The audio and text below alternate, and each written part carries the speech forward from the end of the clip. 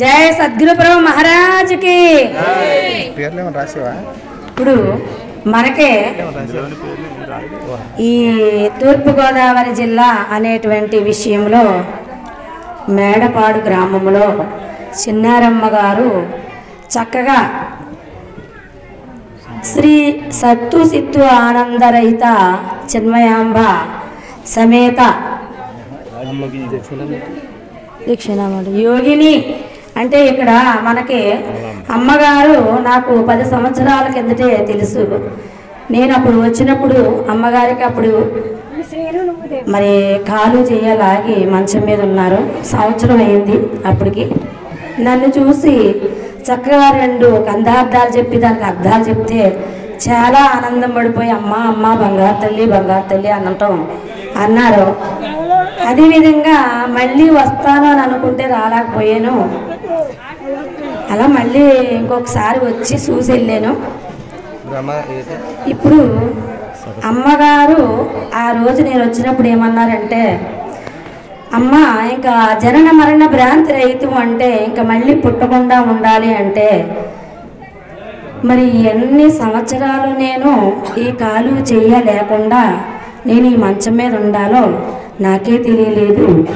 ఏ బాధ లేకుండా మంచం మీద ఉండే అనుభవించుకుంటూ నేను ఈ బాధ లేని బోధ విన్నాను కాబట్టి నా గురువు దగ్గర బాధ లేని బోధ విన్నాను కాబట్టి ఏ బాధ లేకుండానే ఉన్నాను నేను అని కందార్థం చెప్పి నాకు ఏ కందార్థం చెప్పారంటే అప్పుడు జనులార జనన మరణములను తొలగుంద్రోయజాలు లక్షణయుతమై ఇనువారికి కనువారికి తనలా ఎరిగించి దీన్ని తప్పక వింటే అప్పుడే వారాలెప్పుడు గంటే కనుకాయన బుద్ధైతే వినుడి సెదవెదా మీకే కనుగాన మనసైతే కనుడి పుస్తకమంతా తప్పక వింటే అప్పుడే వారాలెప్పుడు గంటే అన్న పద్యం చదివి అమ్మ ఈ సభా విజ్ఞాపంలో చెప్పినటువంటి పద్యం ఫస్ట్ గుంటా చెప్పి మా గురువు గారు నాకు జనులారా అంటే జనించి గతించినటువంటి వారా జనన మరణములు అనేటువంటిది తొలుగుతుంది నాయన గురుపాదం పట్టినటువంటి వారికి అని చెప్పి ఆ గురుపాదం పట్టిన వల్ల మరి తనలా ఎరిగించి దీన్ని తను ఎవరు ఆత్మ తన గొప్పతనాన్ని తనకు తాను తెలియజేసినటువంటి విషయాన్ని నేను గురువు ద్వారా తెలుసుకున్నాను. కాబట్టి మరి ఈ పుస్తకం ఫస్ట్ నుంచి చివరి వరకు చదువుకుని అందులో ఉండేటువంటి తొలగుంద్రోయలు జాలు లక్షణయుతమై ఇనువారికి కనువారికి ఇప్పుడు గురువు గారి దగ్గర వినాలా మళ్ళీ లోపల కనాల. ఈ పుస్తకాన్ని మీకు నేను చదువుతాను మీరు వినండి అని చెప్పడం జరిగింది. లేకపోతే మీకే కనుగొన మనసైతే కనుడి పుస్తకం అంతా ఫస్ట్ నుంచి చివరి వరకు మీకే చదవాలని ఉంటే ఫస్ట్ నుంచి చివరి వరకు చదవండి అని చెప్పి అప్పుడు అమ్మగారు నాకు చాలా అద్భుతంగా తెలిపారు. ఇదే విధంగా మరి ఇంకా ఏదో చిన్న కథ చెప్పారు అప్పుడులో మరి ఆ కథ నేను మర్చిపోయానండి. ఇప్పుడు మనకి అందరం కూడా ఎలా ఉండాలి అంటే మనము అవధూత లక్షణమై ఉండాలనేటువంటి విషయం ఇక్కడ అమ్మగారి దగ్గరే నేను తెలుసుకున్నాను. అలాగే ఇప్పుడు అవధూత గారు అంటే ఆ వా దూ తా అనేటువంటి 4 అక్షరాలకే 4 శ్లోకాలు చెప్పి ఏమని చెప్పారంటే ఆసాపాస వినిర్ముక్త హాది మధ్యాంత నిర్మల ఆనందో వంతే నిత్యం అకారస్య లక్షణం వాసనావర్జితాయేన వక్తవ్యం చ నిరామయం వర్తమానేషు మర్తేషు వకారస్య లక్షణం ధూళి దూసర గాత్రాణి దూత చిత్తా పవిత్రతః ధారణా ధ్యాన నిర్ముక్తో దూకారస్య లక్షణం తత్వచింతాధుతాయేన జ్ఞానేన చింతాశ్రేష్టాయ వర్జితః తమో అహంకార నిర్ముక్తో తకారస్య లక్షణం అవధూత లక్షణాంతో జ్ఞాతవ్యో భగవత్తునుః వేద వేదాంత తత్వజ్ఞో వేద వేదాంత వారిధిః వేద వేదాంత వారిధిః అని చెప్పి 5 శ్లోకాలు జ్ఞాతతో గురించి చెప్పి, అంటే ఆ అన్న అక్షరానికి ఆశాపాస వినిర్ముక్త. ఆశ అంటే కోరికలు, పాశం అంటే తల్లి తండ్రి భార్య తనువులు మిత్రులు సహోదరులు అందరూ కూడా ఒక తాడు లాంటి వారు. పాశం అంటే తాడు అనమాట. తాడు లాంటి వారు, వాళ్ళకి కట్టుబడడం మనం.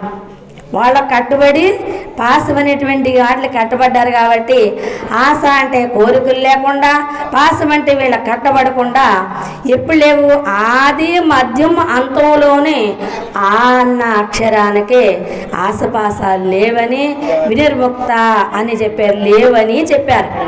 అంటే అవధూత లక్షణానికే మనలో ఉండేటువంటి అవధూత లక్షణం ఎలా ఉంది అంటే ఇక్కడ మనకేం చెప్పారంటే మరి బ్రహ్మచర్యము, మరి గృహస్థాశ్రమం, వానప్రస్థాశ్రమం, సన్యాసాశ్రమం 4 ఆశ్రమాలు ఉన్నాయి కాబట్టి ఇక్కడ అవధూత ఆశ్రమం అనేటువంటిది ఒకటి మనలో ఉన్నదే. దాన్ని ఆశ్రయించుకుంటే తెలియబడుతుంది. కానీ ఇక వీటి మీదే పడి ఈ కోరికలకే గురైపోతే తెలియపడుతుంది. నాయన నీలో ఉన్న అవధూత లక్షణాన్ని నువ్వు గుర్తించగలిగితే ఇలా అన్నారు. మరి ఎప్పుడు లేవు మరి ఇక్కడ ఆశాపాస వినిర్ముక్త ఆది మధ్యం అంతంలోనూ ఈ ఆశ అనేటి కోరికలు కానీ పాశం అనేటువంటి తోళ్ళ కట్టువేయడం కానీ లేవని చెప్పారు ఆ అన్న అక్షరానికి.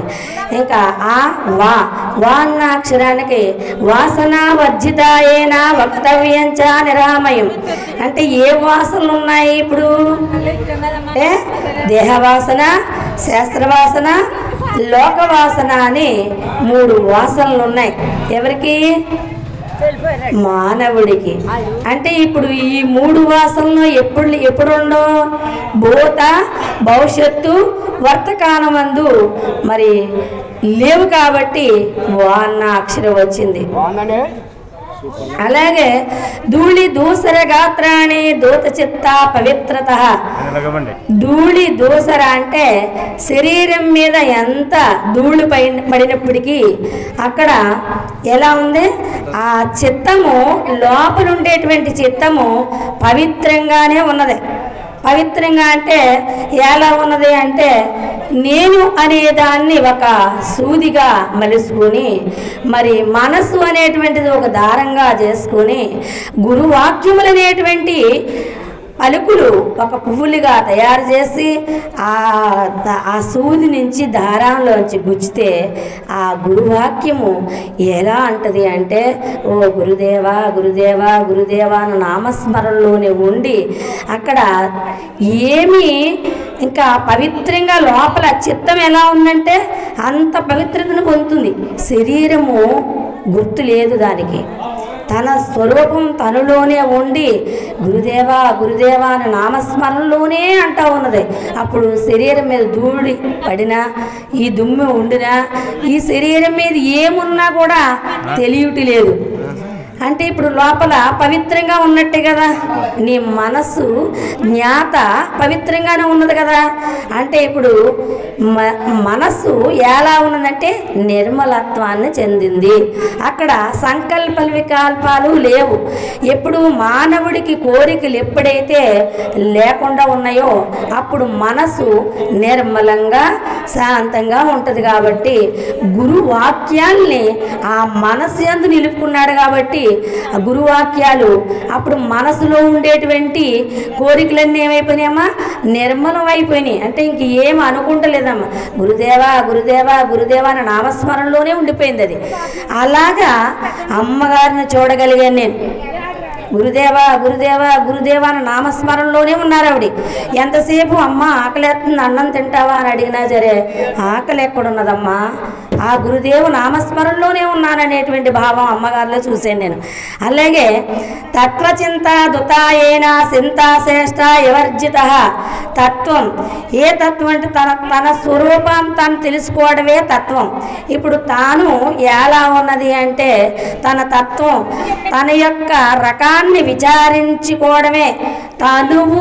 ఈ తనువు వచ్చినటువంటి తన తనువుతో ఏదైతే తెచ్చుకుందో తన తత్వాన్ని తాను విచారం చేసుకుంటూ నేను ఉన్నవాడినా లేనివాడినా అని విచారం చేసుకుంటే తత్వచింత దుతాయేన ఈ తత్వం ఎప్పుడైతే ధారణ చేసుకుని తన స్వరూపాన్ని తాను తెలుసుకోగలుగుతుందో తత్వచింత దుత చింతాశ్రేష్ట వివర్జిత అంతకుముందు చేసినటువంటి శ్రేష్టలో లేకుండా పోయినాయి. కాబట్టి నాయనేమన్నారమ్మా, చింతాశ్రేష్ట తమో అహంకార నిర్ముక్తో, తమో గుణము అహంకారము వినిర్ముక్తం అయిపోయింది అంటే లేకుండా పోయినాయి అని అక్కడ తాన్నాక్షరి వచ్చింది. అవధూత లక్షణాంతు జ్ఞాతవ్య భగవత్తను. అవధూత లక్షణం ఎలా ఉందప్పుడు జ్ఞాత భగవత్ స్వరూపం అయిపోయింది. వేదాంతాలన్నీ కూడా వారదైపోయినాయి. ఈ జనన మరణ భ్రాంతి లేదు. జనన మరణాలకే ఈ వేదాంతాలు తెలుసుకున్నటువంటి వేదాలన్నీ కూడా అని వారదనైపోయి జనన మరణ భ్రాంతి రహితం చేసుకోగలిగాడని శ్రీ సచ్చిదానంద వెంకటేశ్వర అవధూత స్వాములు వారు ఇచ్చినటువంటి ఈ శ్లోకాలనే అవధూత స్వామి మరి లక్ష్మణ ప్రభువు ఇచ్చినటువంటి దీక్షానామాన్ని అక్కడ తెలియజేసి ఆ దీక్షానామాన్ని అవధూత లక్షణం ఎట్లా ఉన్నదో మనం కూడా ఆ లక్షణాన్ని పొందగలిగితే ఈ జనన మరణ భ్రాంతి రహితం చేసుకుంటామని చెప్పినారు. మరి ఇంకా నాకు ఇచ్చిన టైం అయింది కాబట్టి జయ సద్గురు ప్రభు మహారాజ్కి జై. అందరికీ జై గురు. మరిన్ని ఆధ్యాత్మిక రహస్యాల కోసం అచల బోధ, ఆత్మబోధ, భగవద్గీత, అలాగే పండుగల్లో దాగిన అర్థాలు, అంతరార్థాల కోసం మరియు యోగము, ధ్యానము మొదలైన అనేక ఆధ్యాత్మిక తెలుగు ప్రవచనాల కోసం క్రింద ఉన్నటువంటి రెడ్ కలర్ సబ్స్క్రైబ్ బటన్ను క్లిక్ చేయండి. అలాగే ప్రక్కనే ఉన్నటువంటి గంట సింబల్ను నొక్కండి. అలాగే ఈ వీడియో మీకు నచ్చినట్లయితే లైక్ చేయండి మరియు షేర్ చేయండి. జై గురు.